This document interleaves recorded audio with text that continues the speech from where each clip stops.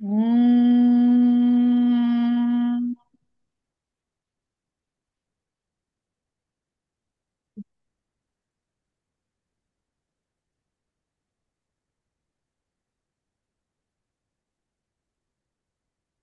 ॐ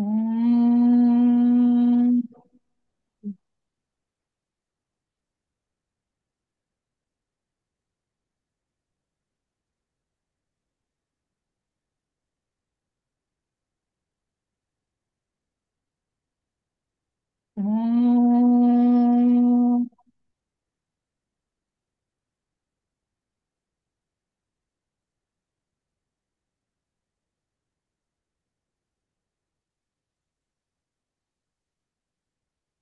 ॐ गणानां त्वा गणपतिगं हवामहे कवीं कवीनामुपमश्रवस्तमम् ज्येष्ठराज्यं ब्रह्मणां ब्रह्मणस्पत आनः शृण्वन्नोतिभिः सीदसादनम् ॐ श्रीमहागणपतये नमः।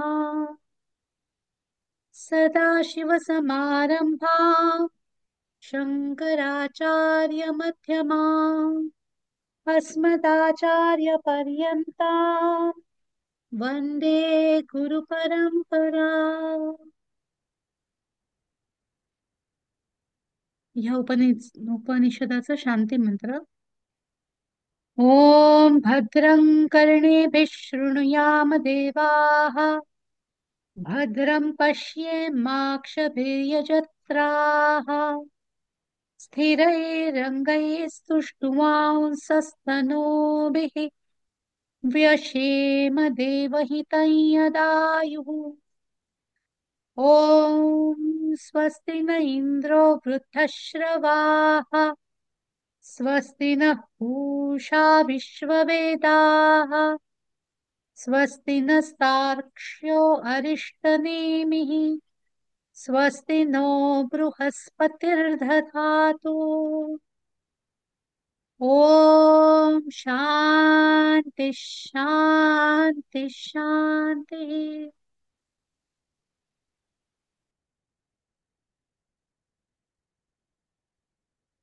सुरू करूया. नमस्कार मंडळी. मागचा गोश्वारा नेहमीप्रमाणे संतोष सांगते आणि तुम्ही शेअर पण करू शकता. दिसतंय ना हे? हो, आता दिसते. हा. प्रश्न उपनिषद प्रश्न 2 श्लोक 8 ते 13. मुंडक उपनिषदात अपराविद्येत कर्म व उपासना असे 2 भाग सांगितलेले आहेत.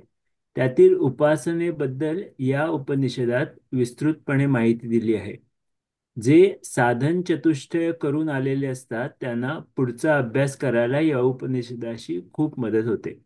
आधी म्हटल्याप्रमाणे इंद्रियांना प्राणाची महती पटल्यावर ते त्याला शरण गेले आणि त्याची प्रार्थना व स्तुती करू लागले. या दुसऱ्या प्रश्नातील मंत्र 5 ते 13 मध्ये त्याचे वर्णन आहे. या मंत्रांना स्वामीजी प्राणसुक्त म्हणतात. ज्यांना प्राणावर ध्यान करायचे आहे त्यांनी हे मंत्र म्हणावेत. तर पिप्पलाद ऋषी पुढे सांगतात की इंद्रिय म्हणतात की हे प्राणा, देवामध्ये तू बलवान आहेस. पितृगुणांमध्ये तुला पहिली आहुती अर्पण होते. अंगिरसाच्या मुलांमध्ये तू अथर्व आहेस आणि ऋषींमध्ये तू सत्य आहेस. यात समष्टी पातळीवर प्राणाला 4 उपमा दिल्या आहेत. प्रथम त्याला देवानाम वह्नितम म्हटलं आहे. प्राण म्हणजेच हिरण्यगर्भ म्हणजेच अग्नी. देवामध्ये अग्नी सर्वात बलवान असतो. जेव्हा कुठलाही यज्ञ केला जातो तेव्हा आधी अग्नीची पूजा केली जाते. आपले विचार देवांपर्यंत पोहोचवण्याचे काम अग्नी करतो.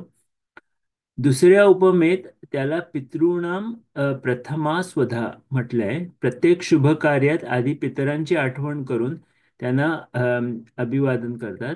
त्याला शुभ कार्य अभ्युदय श्राद्ध किंवा नंदी श्राद्ध म्हणतात.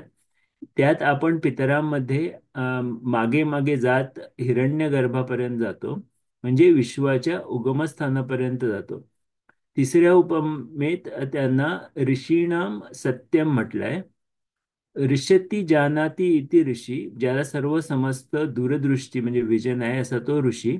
आपल्या ज्ञानेंद्रियांना आपल्या शरीराआधी बाह्य गोष्टींचं आकलन होतं. या अर्थी ज्ञानेंद्रियांना ऋषी म्हटलं आहे. इंद्रियामधील प्राणाला गौण प्राण म्हणतात. इंद्रियात सत्य आहे म्हणजे तो प्राण आहे. चौथ्या उपमेत त्याला अथर्वांग रसान म्हटलं आहे. आपल्या देहात प्राण हा बुद्धिमत्तेचा स्रोत आहे, म्हणून त्याला अंगिरसाच्या ज्ञानी मुलाची म्हणजे अथर्वाची उपमा दिली आहे. वेदात अनेक ठिकाणी प्राणशक्तीला अथर्व म्हटलं आहे. पुढच्या मंत्रात इंद्रिय प्राणाला इंद्र म्हणजे परमेश्वर, जगताचा पालन करता, अंतरिक्षात संचार करणारा सूर्य व तेजाचे तेज म्हणतात.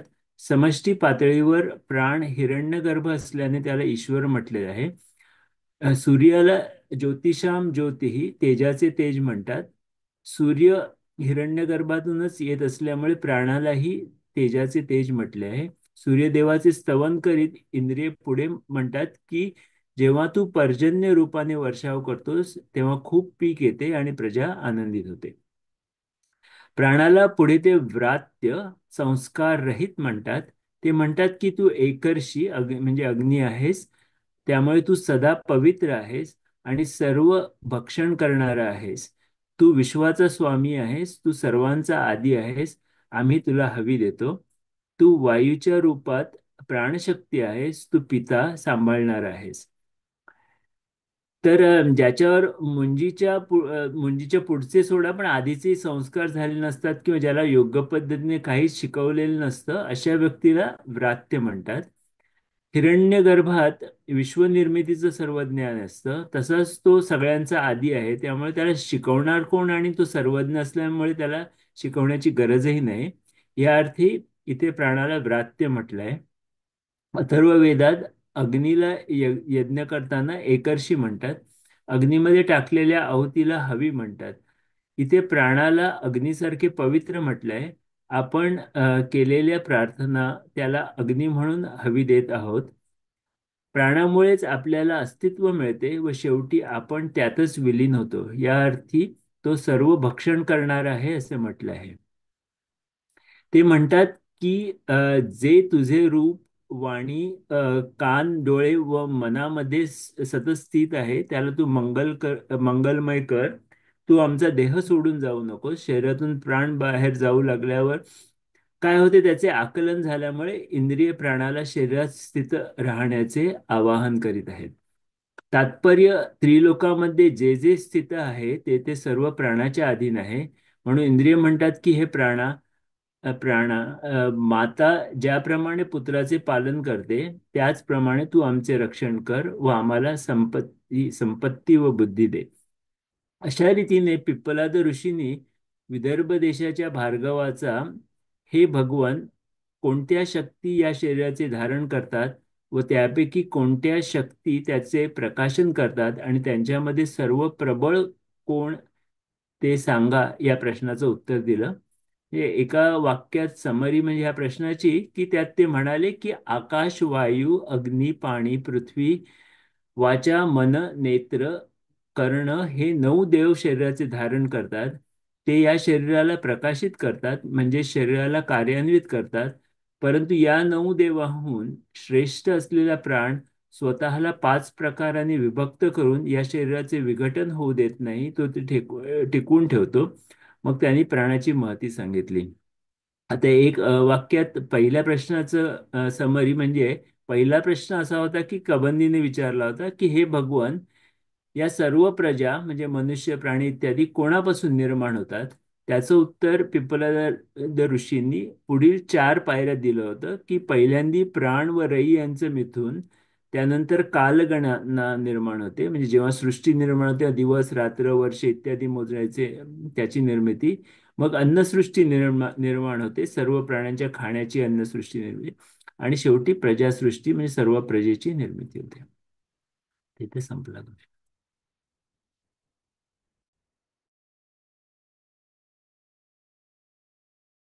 तुम्ही म्यूटवर आहात यामध्ये. खूप छान झालं आणि नेहमीप्रमाणे सगळं तुम्ही कव्हर केलं त्याच्यात, आणि पहिला प्रश्न पण घेतला ते बरं झालं. पण आता काय आहे की आता आपण तिसऱ्या प्रश्नावरती जाणार आहे आज. काल आपलं म्हणजे मागच्या वेळी आपला तो दुसरा प्रश्न संपला, आणि जसा दुसरा प्रश्न प्राणावर होता तसाच हा तिसरा प्रश्न सुद्धा प्राणावरती आहे. तर आता मी सुरू करायचा प्रयत्न करते.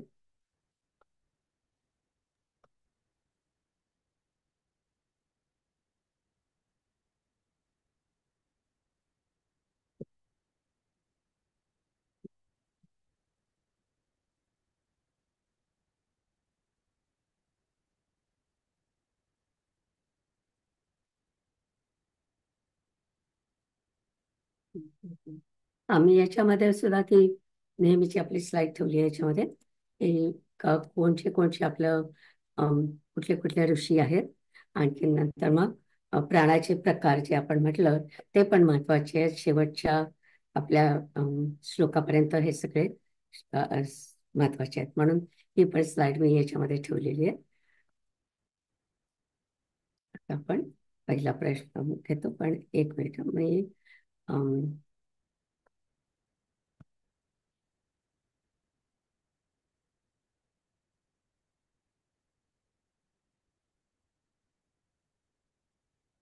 खूप विचित्र आहे. आता मला कोणाचे चेहरे दिसत नाही.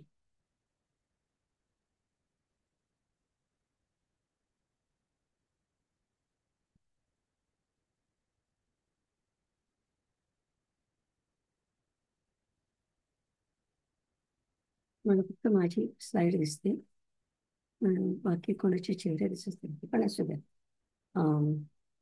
तर हा दुसरा पॉईंट.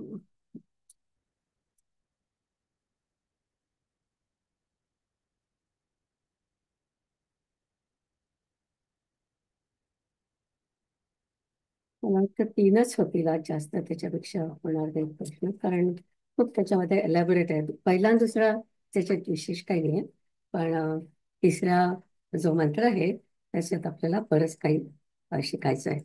तर आधी मी याची थोडीशी प्रस्तावना सांगते. हा, तर हा जो प्रश्न तिसरा प्रश्न आहे तो कौशल्य ऋषी यांनी विचारलेला आहे, आणि त्यांनाच अश्वलायन असं म्हटलं जातं. तर कैवल्य उपनिषद नावाचं एक उपनिषद आहे, त्याच्यामध्ये पण यांचा म्हणजे यांनी सगळे प्रश्न विचारलेले आहेत कौशल्य ऋषींनी. आणि ते खूप हुशार होते, आणि ते जे ऋषी होते म्हणजे अर्थात ते पण ऋषीच होते. तर कौशल्य ऋषी हे अतिशय हुशार होते, आणि त्यांचे जे प्रश्न होते ते खूप महत्वाचे असे समजले जातात. तर आता आपण जे प्राणावरती बोलणार आहोत त्याच्यामध्ये त्यांनी एक प्रश्न विचारलाय. ऍक्च्युअली त्या प्रश्नाचे बरेच भाग आहेत, एकूण 5 भाग त्यांच्या प्रश्नामध्ये आहेत. त्यांनी म्हटलंय की आता आपण हे विचार करतो की आपण हे 4000 की 5000 वर्षांपूर्वीची गोष्ट करतोय. त्यावेळेस त्यांना सगळं हे समजून घ्यायचं होतं की प्राण कुठून येतो, पहिला प्रश्न. दुसरा प्रश्न, तो आपल्या शरीरात कसा येतो, हा दुसरा प्रश्न होता. तिसरा प्रश्न असा होता की त्या प्राण्याचे 5 भाग कसे काय होतात.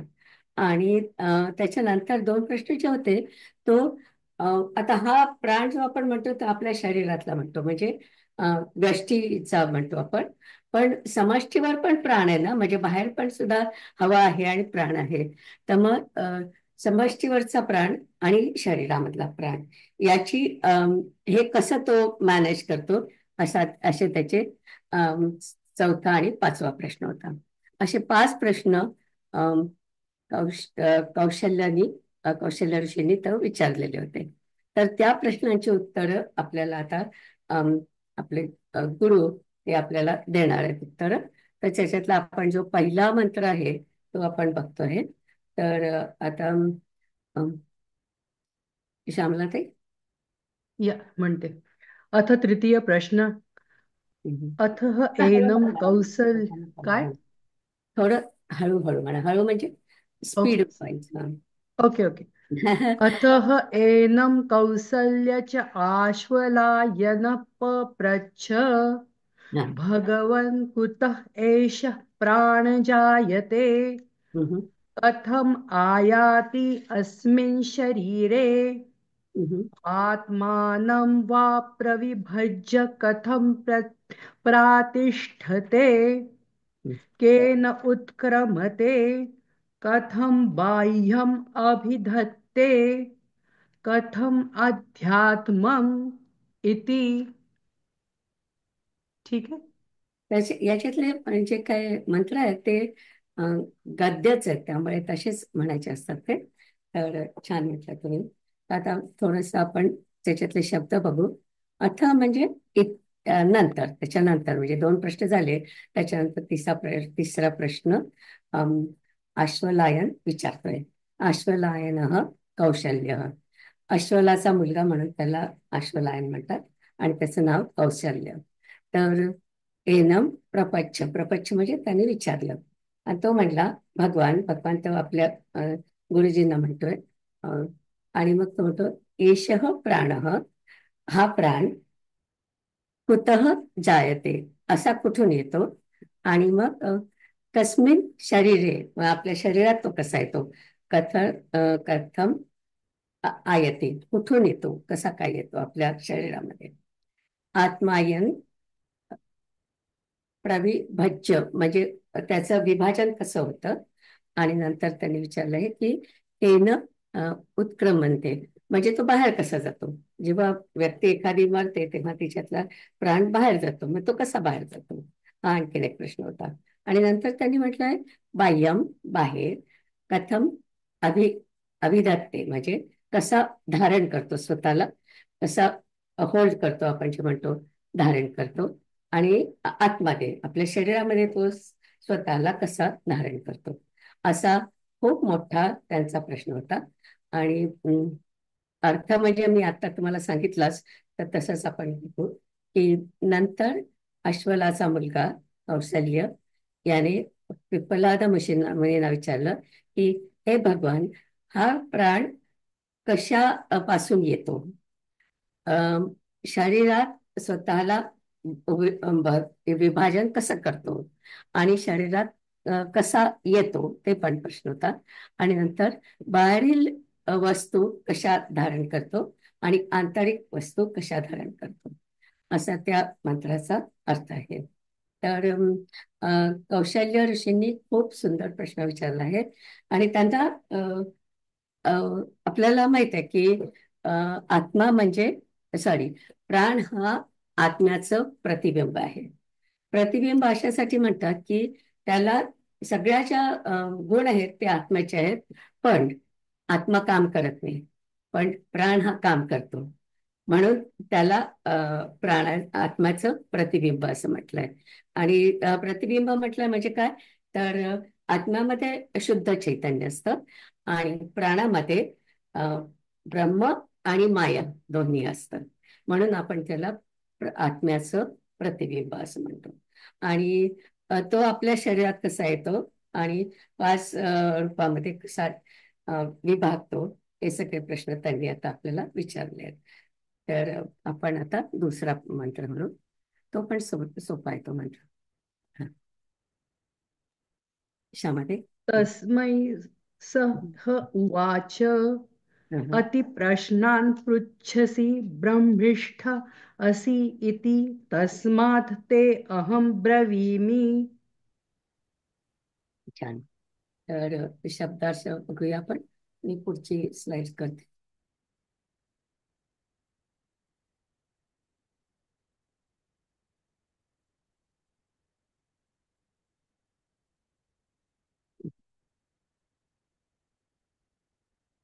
तसा हा सोपा आहे मंत्र. सह म्हणजे ते पिप्पलाद ऋषी म्हणाले, तस्मै उवाच, त्याला म्हणाले. अति प्रश्नात म्हणजे खूप छान प्रश्न विचारलास. अ, पृच्छसी म्हणजे विचारला. ब्रह्मिष्ठ हा शब्द आपण पुन्हा बघणार आहोत स्पष्टीकरणामध्ये. तर अति पुण्यात्मा अशा प्रकारे त्यांना म्हणायचं आहे ते. आणि अशी म्हणजे आहे.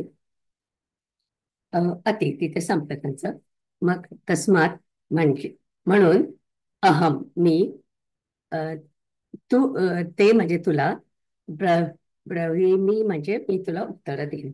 तर अर्थ असा आहे की पिप्पलाद ऋषी म्हणाले की कौशल्या, तू अति सूक्ष्म आणि कठीण असा प्रश्न विचारलाय, पण तुझी ब्रह्मनिष्ठा किंवा ब्रह्मिष्ठा जे काय म्हटलंय तसा तू आहेस, म्हणून मी तुझ्या सगळ्या प्रश्नांची उत्तरं देणार आहे. आता ब्रह्मिष्ठा हा जो शब्द आहे हा इथे महत्वाचा आहे.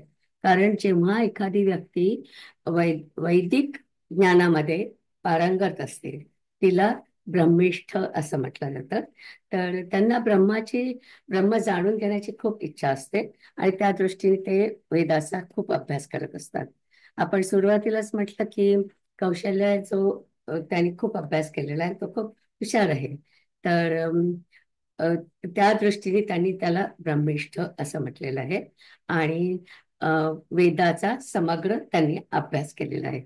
तर पिप्पलाद ऋषी त्याचं कौतुक करतात आणि मग म्हणतात की अ, तुझा एवढा अभ्यास आहे म्हणून मी तुला तुझ्या प्रश्नांची उत्तरं देणार आहे.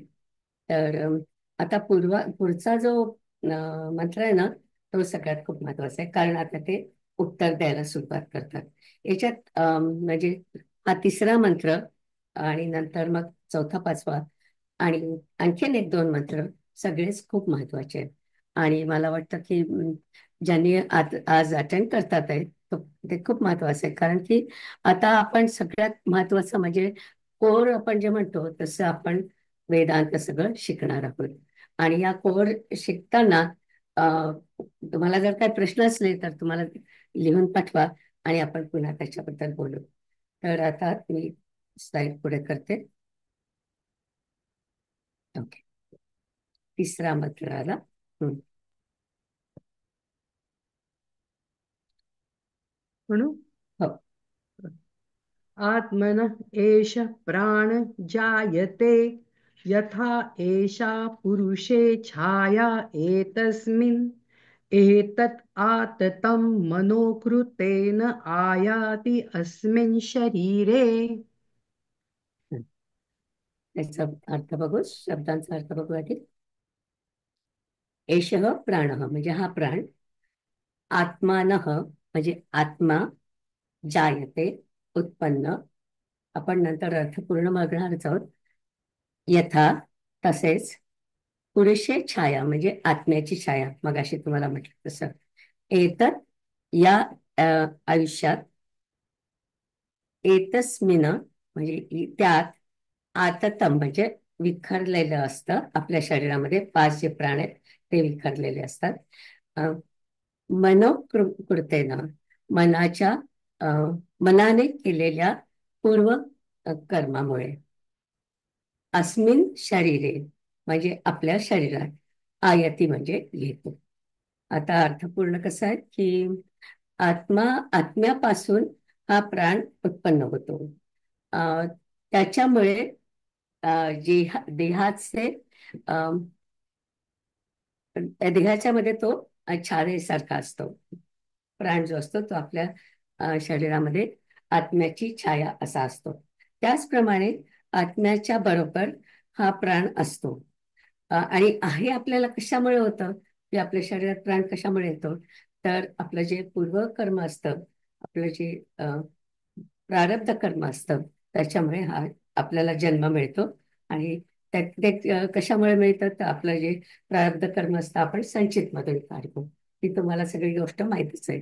तर आपल्या संचितामधलं जे प्रारब्ध कर्म आपण काढतो त्याचं ते जे पूर्वकर्म असतं त्याच्यामुळे आपल्याला पुन्हा जन्म मिळतो आणि म्हणून आपल्या शरीरात प्राण येतो, असा त्या मंत्राचा अर्थ आहे. आता आपण थोडं याच्यात स्पष्टीकरण बघणार आहोत. ऍक्च्युअली पुष्कळ स्पष्टीकरण बघणार आहोत. तर सुरुवात आपल्याला आत्म्यापासून करायची आहे. आत्मा, ब्रह्म म्हणजे चैतन्य किंवा चैतन्य तत्व आपण ज्याला म्हणतो ते, त्यापासून प्राण निर्माण होतो असं म्हणतात. पण अ, कशापासून होतं, तर हिरण्यगर्भातून निघतो. आणि हिरण्यगर्भातून जेव्हा निघतो तेव्हा आपल्याला माहिती आहे की त्याच्यामध्ये ईश्वरापासून निघतो. ईश्वर म्हणजे काय, ब्रह्म आणि अ, माया दोन्ही असतात त्याच्यामध्ये. आणि म्हणून प्राणाला आपण हे आत्म्याची छाया असं म्हणतो. आता तुम्ही जर का आत्मा पाहिला किंवा ब्रह्म म्हटलं तर ती शुद्ध शक्ती आहे. आणि त्या जे काही चैतन्य आहे ते चैतन्य असतं ते काहीच काम करत नाहीत. पण आपला प्राण जो आहे तो आपल्या सगळ्या शरीराचा बोज घेत असतो पूर्णपणे. तर मागच्या वेळी म्हणजे मागच्या बरेच वेळा मी असं म्हटलंय की आत्मा हा ब्रह्मासारखा असतो, पूर्ण शक्ती असते आणि तो काहीही काम करत नाही. पण प्राण हे याला आपण आत्म्याची छाया असं म्हणतो. आता पुन्हा प्रश्न, छाया म्हटलं म्हणजे मग आत्म्याला अस्तित्व आहे का? जसं एखादं सॉलिड किंवा लिक्विड असतं त्याचं आपण म्हणतो की याची छाया पडते, पण तसं नाही आहे. आपण इथे अध्यात्मामध्ये आपण आत्म्याला काही आकार नसतो हे आपण नेहमीच धरून चालतो. पण अम, प्रकाश जेव्हा नसतो तेव्हा त्याला आपण छाया म्हणतो. अशी आपली छायाची व्याख्या आहे की जिथे प्रकाश तुमच्यावर येत नाही तर ती आमची छाया झाली. मग आता प्रश्न असा आहे की मग त्या छायेला तरी काही आहे का त्याचं म्हणजे अस्तित्व आहे का तशा प्रकारे? तर छायेचं महत्व आपल्याला कसं कळतं की जेव्हा नागपूरच्या ठिकाणी सारख्या जेव्हा तुम्ही असता किंवा पुण्यालाही आता खूप गरम होतं, तर तिथे जेव्हा तुम्ही असता आणि खूप उन्हाळा असतो आणि तुम्ही रस्त्यावरून जात असता आणि मग तुम्हाला एखादं छान मोठं झाड दिसतं आणि त्या झाडाची सावली असते, तिथे तुम्ही शांतपणे उभे राहता 2 मिनिटं आणि त्यावेळेस तुम्हाला छाया म्हणजे काय ते कळतं. तर छायाचं जे अस्तित्व आहे त्याचा अर्थ एवढाच आहे की अम, प्रकाशाला ते जिथे नसतो त्या ठिकाणाला आपण छाया म्हणतो. एवढाच आपल्याला इथे छायेचा अर्थ घ्यायचा आहे. म्हणजे त्याच्यावरून असं म्हणायचं नाही की आत्म्याची छाया म्हणजे आत्म्याला पण काहीतरी आकार असेल आणि छाया म्हणजे त्याला पण आकार असेल, तसा अर्थ इथे नाही आहे. फक्त अम, फरक दोन मध्ये एवढाच आहे की आत्मा जो आहे तो पूर्ण चैतन्य आहे. आणखीन प्राण जो आहे त्याच्यामध्ये ब्रह्म आणि माया हे दोन्ही आहे. एवढाच आपल्याला छाया या शब्दाचा अर्थ घ्यायचा आहे. तर आत्मा काही आत्म्यासारखा प्राण बसून राहत नाही, त्याला खूप कामं असतात आणि त्याच्यासाठी तो स्वतःला 5 ठिकाणी डिव्हिजन करून देतो आणि तशा प्रकारे राहतो. तर आता आपण थोडस पुढे जाऊया की प्राण म्हणजे आपल्या ज्ञानेंद्रियांना, आपल्या कर्मेंद्रियांना आणि आपल्या संपूर्ण शरीरामध्ये सूक्ष्म शरीर जे असतं त्याला सगळ्याला तो शक्ती देत असतो. आणि मग अशी संतोषने सांगितलं तसं आपण त्याला जेव्हा ते अम, आपल्या इंद्रियामध्ये असतं तेव्हा त्या प्राणाला आपण गौण प्राण असं म्हणतो. आणि अर्थातच आपल्या देहात तो प्राण असतो म्हणून आपल्याला जीवन आहे असं आपण म्हणतो. आता आपण थोडस आध्यात्मिक बाजूला जाणार आहोत. तर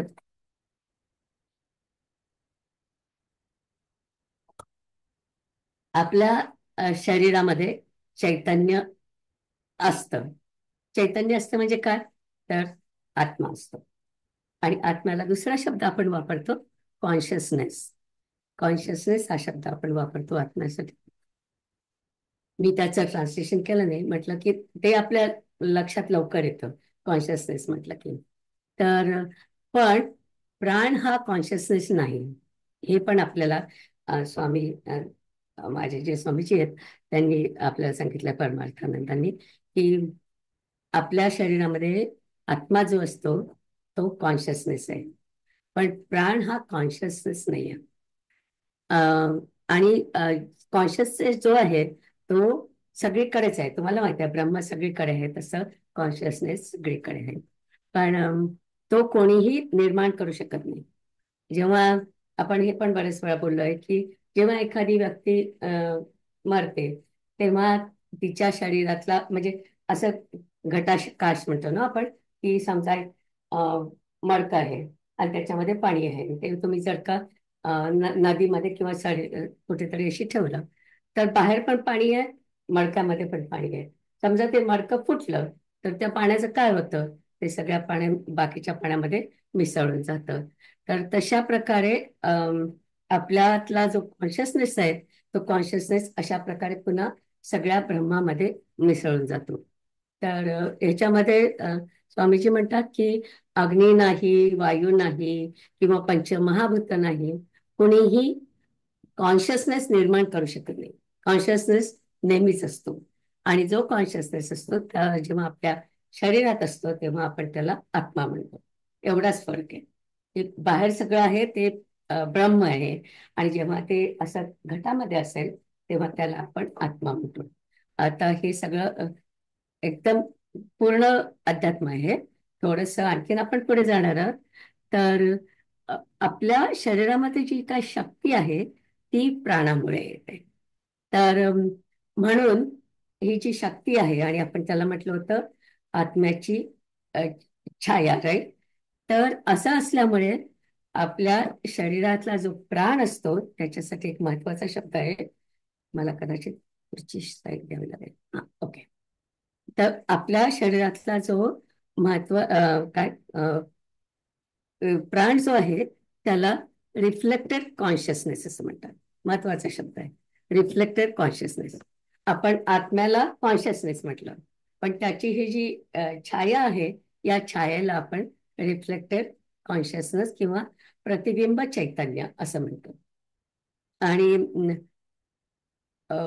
प्राण आणि माया यांना स्वतःचं अस्तित्व नाही. जेव्हा आपण ब्रह्म शिकलो होतो आणि आपण तेव्हा म्हटलं होतं की ब्रह्म फक्त सत्य आहे, बाकी सगळं काय आहे?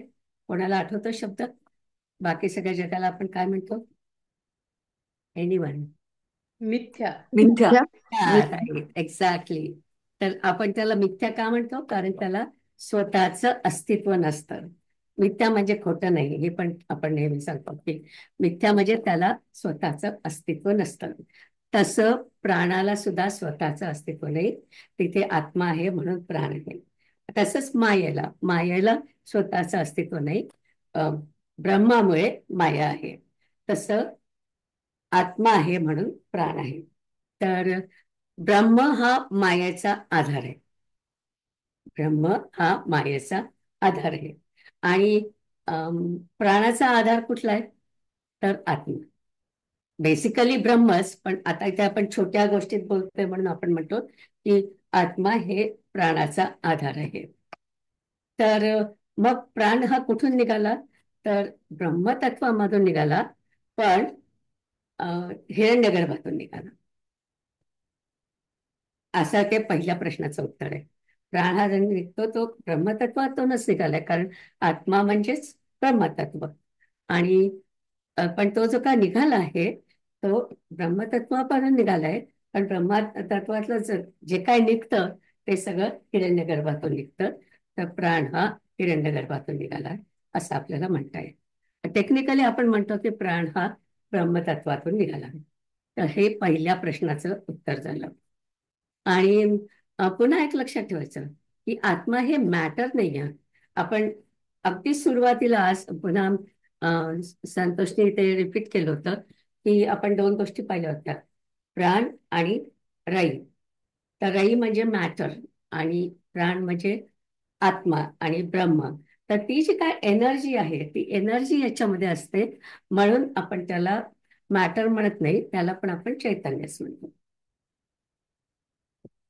थोडस अवघड आहे, पण तुम्हाला हे सगळं पुन्हा वाचलं किंवा लक्षात घेतलं की मग तुमच्या लक्षात येईल की आपण काय म्हणतो की छाया म्हटलंय आपण त्याला. आणि दुसरा शब्द या आत्ताच आपण जो पाहिला तो प्रतिबिंब चैतन्य म्हणतो त्याला. चैतन्य म्हणजे आत्मा आणि त्याची ही छाया आहे म्हणून आपण त्याला प्रतिबिंब चैतन्य असं म्हणतो. ठीक आहे. कोणाला जर का समजत नसेल तर मला थांबवा इथे आणि म्हणा की आम्हाला काही कळलं नाही तरी चालेल. ओके, आता पुढे जाऊ.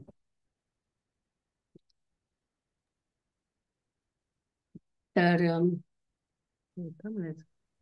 काय ते चौथा म्हणायचंय का? नाही, अजून नाही माहिती. आता याला खूप वेळ लागणार आहे. तर आता मी तुम्हाला याच्यातला जो ऍक्च्युअली अर्थ आहे ते आता तुम्हाला सांगणार आहे की अम, आपण जेव्हा अ, अ, आपल्या अध्यात्मामध्ये आपण जे काय करतो त्याला सुद्धा मिथ्या म्हणतात. पण मिथ्या जरी म्हटलं किंवा छाया जरी म्हटलं तरी पण अ, त्याचं एक्झिस्टन्स आपण नाकारत नाही. फक्त आपण म्हणतो की मला अ, स्वतःला जे काय अस्तित्व पाहिजे तसं मिळू शकत नाही. ते अस्तित्व मिळण्यासाठी एक तर ब्रह्म पाहिजे, नाहीतर आत्मा पाहिजे, मग मला अस्तित्व मिळतं. म्हणून हा जो मिथ्या शब्द आहे ना, हा खूप छान आहे. आणि दुसरा शब्द मी ओके anyway, मला आता आठवण येत नाही. दुसरा एक शब्द आहे ज्या अगदी खोट्या असतात गोष्टी, त्याच्यासाठी पण वेगळा एक शब्द आहे. तर पण या सगळ्या गोष्टी खोट्या नाही आहेत, त्यांना फक्त स्वतःचं अस्तित्व नाही. आता प्रश्नाचा पुढचा भाग जो आहे की प्राण हा शरीराशी कसा जुळतो, म्हणजे आपल्या शरीरामध्ये हा प्राण कसा येतो. तर केव्हा येतो, तो एक भाग आहे की आपल्या अध्यात्माप्रमाणे जेव्हा स्थूल शरीर, अगदी म्हणजे बेबी जन्माच्या आधीची गोष्ट ही, जेव्हा स्थूल शरीर आणि सूक्ष्म शरीर दोन्ही जेव्हा एकत्र येतात आणि तेव्हा मग आपण म्हणतो की आता इथे एक जीव निर्माण होणार आहे. त्यावेळेस आपण म्हणतो त्याच्यामध्ये आत्मा येतो. आणि त्यावेळेस जेव्हा आत्मा येतो तेव्हाच त्याच्यामध्ये प्राण येतो. ओके. प्राण केव्हा येतो, जेव्हा अगदी सुरुवातीला जेव्हा सूक्ष्म शरीर आणि स्थूल शरीर एकत्र येत असतात आणि आपण तेव्हा म्हणतो की त्याच्यामध्ये आत्मा येतो आणि त्याच्याबरोबर प्राण येतो. आणि मग हा त्या म्हणजे जी काही जीव निर्माण होत असतो, तर तो कशामुळे निर्माण होतो. तर इथे खूप एक छान शब्द वापरलाय त्यांनी, मनोकृतेनं. मनोकृतेनं हा शब्द त्यांनी वापरला आहे. त्याचा अर्थ तुमच्या प्रारब्धामुळे. ज्या काही प्रारब्ध तिथे घेऊन आलेलं असतं आणि त्या प्रारब्धाप्रमाणे आता ते म्हणतात की आता या व्यक्तीला अ, एक नवीन जन्म द्यायचा. मग त्यांनी जे काय जन्म जिथे होणार असेल तेव्हा तिथे प्राण येतो, तिथे आत्मा येतो आणि स्थूल शरीर आणि सूक्ष्म शरीर हे सगळे एकत्र येतं आणि तिथे एक जीव निर्माण होतो. तर आपल्या आधीचे जे काय कर्म असतात, म्हणजे या पृथ्वीवर येण्याच्या आधीचे आपले जे काही कर्म असतात त्याच्यामुळे आपलं जे प्रारब्ध कर्म असतं ते आपण करतो. तर प्रारब्धाचा तो चंक मी नेहमी म्हणते तसा तो प्रारब्धाचा चंक आला आणि त्याच्यामधून मग ते म्हणतात की हा आता ही व्यक्ती जन्माला येणार आणि मग ती काय भोगणार. तर ती कसं काय भोगणार. तर तिचं आता जे काय प्रारब्ध दिलं आहे त्याच्यामध्ये चांगल्या गोष्टी असतील, त्याच्यामध्ये वाईट गोष्टी असतील आणि त्याच्याप्रमाणे त्या व्यक्तीचं सगळं आयुष्य निर्माण होणार आहे. तर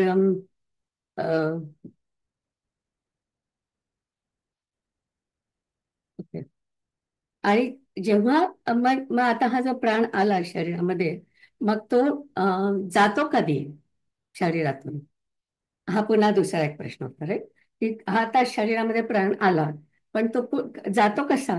तर जातो याच्यासाठी अम, स्वामी माझे जे आहेत परमार्थानंद त्यांनी छान सांगितलं होतं. म्हणे जेव्हा कोणी व्यक्ती आजारी आहे तेव्हा डॉक्टर सुद्धा हे सांगू शकत नाही की आता ही व्यक्ती कधी मरणार आहे. फक्त ते म्हणतात की अरे हे खूप म्हणजे खूप सिरियस आहे आणि तुमची सगळ्या त्यांच्या नातेवाईकांना वगैरे बोलवून घ्या, कदाचित हे 1 दिवस राहतील. आणि सगळे बिचारे नातेवाईक येतात आणि ती व्यक्ती आणखीन 8 दिवस राहते. आता हे पण डॉक्टरला फिजिकली माहित आहे की ही बॉडी काही जास्त दिवस राहणार नाही. पण असं म्हणता येत नाही की हा आता हे उद्याच मारतील किंवा आजच मारतील. असं आपण त्या याचं बघितलं ना, झाकीर झाकीर हुसेनचं कसं पाहिलं की काल किती वेळा त्याला मारलं लोकांनी आणि मग बिचारा तो दुपारी मग ही डायड. आणि आधीपासून तो जेव्हा व्हेंटिलेटरवर गेला तेव्हाच लोकांनी म्हणून टाकलं की तो म्हणजे ही पास्ट अवे. तर इट्स सॅड. पण असं होतं ना की त्यांना सुद्धा काही माहिती नसतं खरं म्हणजे डॉक्टरांना विचारलं त्यांना पण माहिती नसतं की आता ही व्यक्ती आणखी 1 दिवस राहणार आहे का 8 दिवस राहणार आहे. पण ती ती जी व्यक्ती असते तिचं जे प्रारब्ध कर्म असतं, ज्या क्षणी तिचं प्रारब्ध कर्म संपेल त्या दिवशी त्यावेळेस ती व्यक्ती मरते. आणि प्रारब्ध कर्म आपण जे म्हणतो त्याच्यासाठी आपल्या ज्या कर्माची जी म्हणजे ज्या कर्मामुळे आपलं आयुष्य किंवा आयुष्याची लांबी ठरते त्या कर्माला इथे या मंत्रामध्ये मनोकृते मनोकृतेनं आयती असा शब्द वापरलाय. खूपच छान शब्द आहे की तुमच्या मनाने जेव्हा काही आधी कर्म केलेली होती त्याच्याप्रमाणे तुमचं आयुष्य राहणार आहे. ते सगळं त्या कर्मावरतीच ते अवलंबून आहे की तुम्ही आधीच्या आयुष्यामध्ये जे काय केलं असेल तो जो काय तुम्ही चंक आणला आहे त्याच्याप्रमाणे तुमचं आयुष्य घडणार आहे आणि त्याच्याच प्रमाणे तुम्ही मरणार कधी ते पण ते मनो मनोकृतेनच ते ठरणार आहे. तर मला तो शब्द खूप आवडला की अम, मन काय करतं आता ह्या देहातलं मन काय करतं की ते स्वतः काही काम करत नाही पण ते बॉसिंग करतं सगळ्यांना. सगळ्या इंद्रियांना सांगतो की तू हे करायला पाहिजे तू ते करायला पाहिजे सगळीकडे ऑर्डर देत असतं. तर हे ऑर्डर देत असताना एक आणखीन काम त्याला असतं की आता हे सगळं आपण ठरवलं की समजा मला क्लास घ्यायचा क्लासमध्ये काय काय करायचं वर्गामध्ये आपल्याला काय करायचं हे सगळं आपल्याला जे ठरवतो आपण त्याला संकल्प म्हणतात की हा मग आता मला अशा अशा गोष्टी करायच्यात क्लासमध्ये गेल्यानंतर बोलायचंय आधी संतोषला सांगायचंय या ज्या सगळ्या गोष्टी आहेत त्याला आपण संकल्प म्हणतो. तर संकल्प म्हणजे कर्म करण्याची इच्छा आणि ती इच्छा जी असते त्याच्या मागे काय असतं की आपले रागद्वेष जे असतात ते सगळे त्याच्या मागे असतात.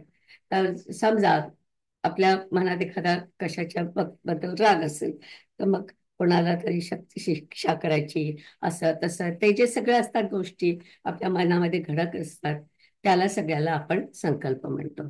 तर एक कुठलं तरी काम करायचंय आणि त्या कामासाठी आपण जे काही मनात ठरवतो त्याला संकल्प म्हणतात. तर आणि संकल्प कसा घडतो तर इच्छा रागद्वेष याच्यामधून संकल्प जन्माला येतो. आणि आपल्या याच्यामध्ये गीतेमध्ये कसं म्हटलंय की त्यांनी अ, काम काम एष क्रोध एष रजगुण समद्भव असे जे म्हटलंय ना की कशामुळे ते सगळं होतं की ते काम आणि क्रोध आणि तुमचे रजोगुण जे काय असतील त्याच्यामधून तुम्ही आपला एक संकल्प करत असता मनामध्ये आणि संकल्प जो असेल त्याच्याप्रमाणे आपण आपल्या स्टेप्स आयुष्यामध्ये घेतो.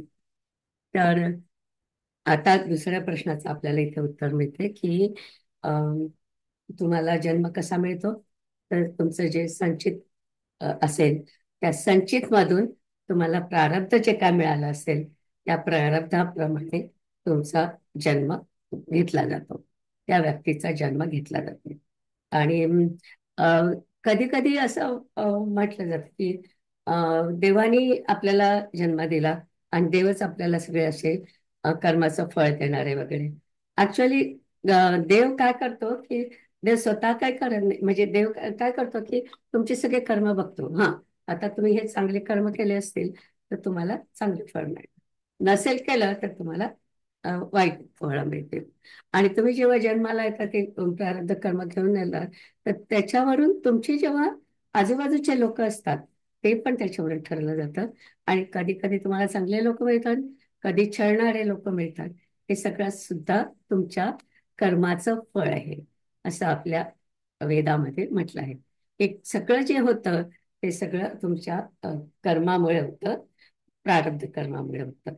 आणि अ, ह्याच्यामध्ये स्वामीजींनी खूप छान म्हटलं की आपल्याला हे लक्षात ठेवायचं की अम, एकच तुम्हाला जन्म कसा मिळतो तुमच्या कर्मामुळे. तुम्ही इथे काय करता ते कशामुळे होतं ते तुमच्या कर्मामुळे. आणि तुम्ही मरता केव्हा ते सगळं संपलं की ते तुम्ही मरता.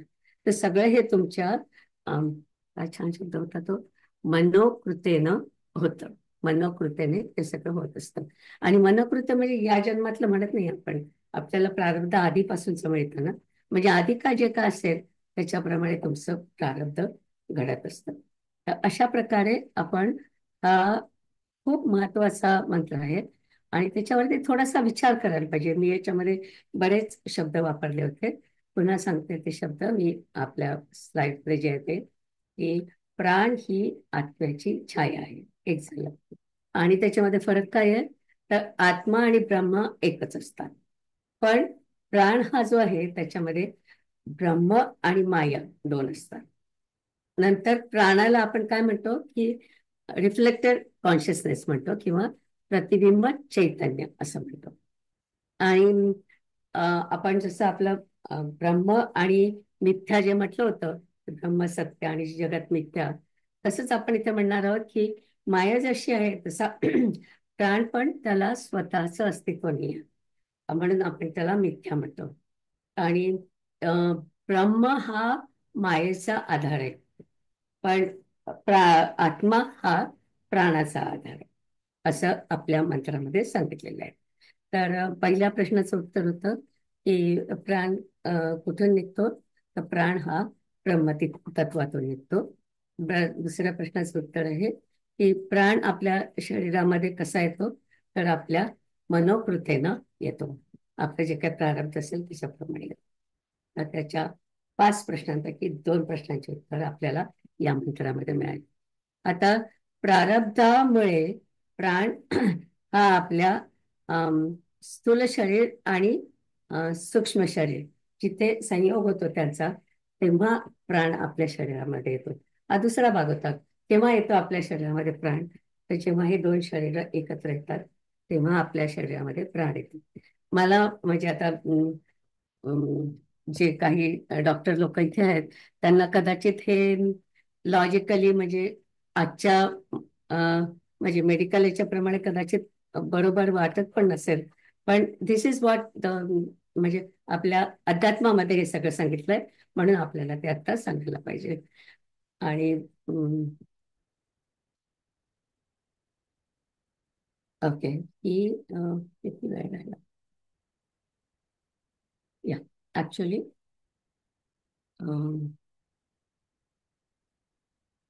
ही छोटी आहे slide. I think we can do this one too. तर क्षमा दे.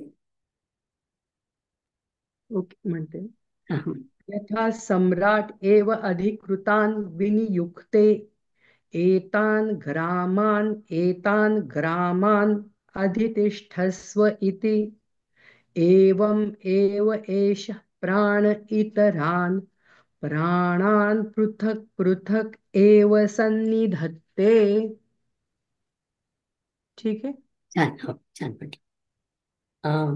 तर याच्यामध्ये फक्त एक कल्पना आहे की जसा सम्राट असतो आणि तो सम्राट काय करतो की सगळ्यांना काम अधिकार वाटून देतो सगळ्या त्याच्या अधिकाऱ्यांना.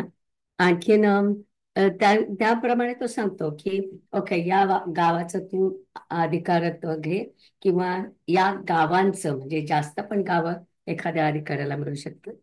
तसं तो सगळ्यांना काम वाटून देतो. तसा हा जो ज्येष्ठ प्राण असतो, आपण त्याला म्हटलं होतं ज्येष्ठ प्राण, तर जो ज्येष्ठ प्राण असतो तो पण तसंच करतो की त्याचे 5 भाग होतात. तर तो स्वतःकडे मुख्य काम घेतो की ब्रिदिंगचं काम स्वतः घेतो, आणि नंतर बाकीचे जे प्राण आहेत त्यांना पण तो वेगवेगळी कामं देतो. खरं या मंत्राचा एवढाच अर्थ आहे. मी प्रत्येक शब्द घेतला नाही, पण मला वाटतं तुम्ही वाचलं तरी पण तुम्हाला कळेल की अगदी तसे सोपे आहेत ते शब्द. अं, आता बघते आणखी मला काय स्पष्टीकरण आहे का बघते.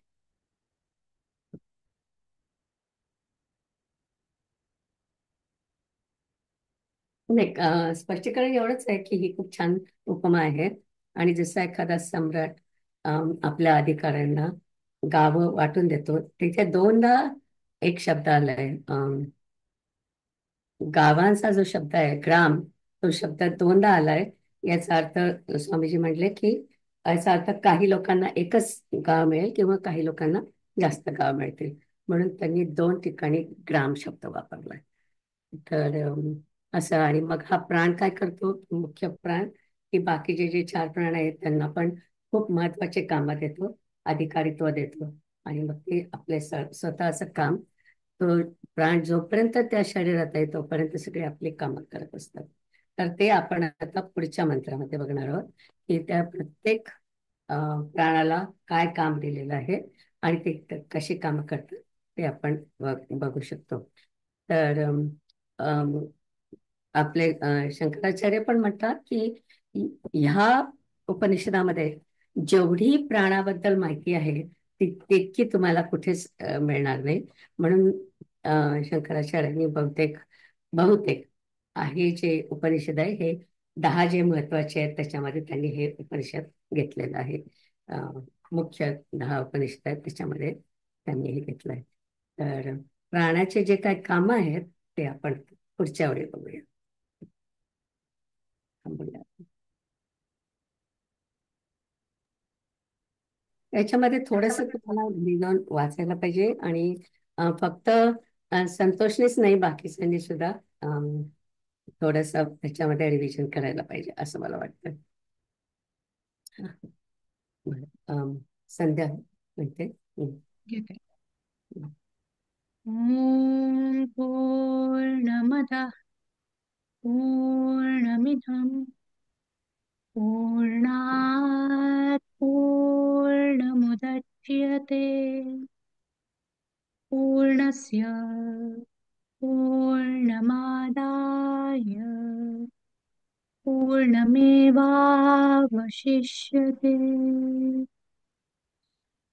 ॐ शान्ति शान्ति शान्तिः.